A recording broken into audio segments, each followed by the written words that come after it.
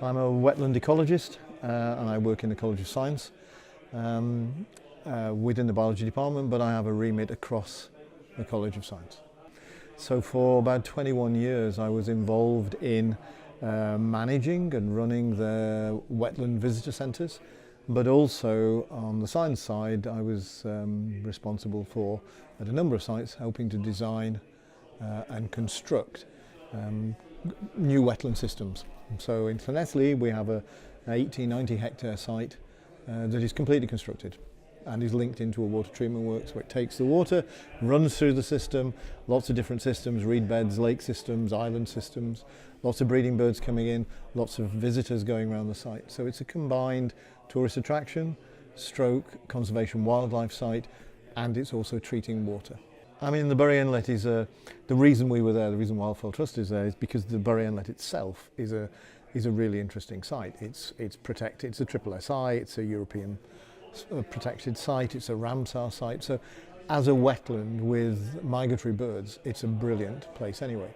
So to be able to put back the big freshwater non-estuarine element into that estuary, which had disappeared, and actually it's the same case in most estuaries around the world. Agriculture develops as far as it possibly can up to the edge, if you like, and this sort of intermediate area between the truly wet marine and the truly dry terrestrial is an area of habitat that has disappeared throughout much of Europe and the UK. So being able to put that intermediate wet-dry area back is really important, because a lot of things are adapted to that site.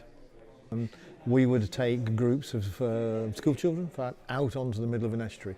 So the Bury Inlet, which is close to us here, is a really quite a wild area. Although you're close to Swansea and you're close to Llanelli, once you get out onto the estuary, you feel like you are really quite isolated.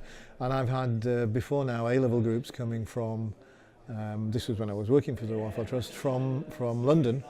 They're great young people, but they'd never been anywhere like that, and they would turn up dressed in really quite smart kit. Then you'd get them out on the marsh and they'd be completely covered in mud, and then jumping in and out of the mud and rolling around in it and generally having a good time, but understanding that for the first time ever that there were big wild areas that meant something and were important. I've seen that. I've also seen family groups go into a hide where there are lots of bird watchers with telescopes and camera equipment and all the rest of it, and completely at sea, and then they walk in and then the bird watchers start talking to them, and you've seen people look out onto what was extensively, as far as they were concerned, an empty wild area, and then have pointed out to them little egrets, spoonbills, black-tailed godwits, pintail, all these different species, and they've come away really quite inspired.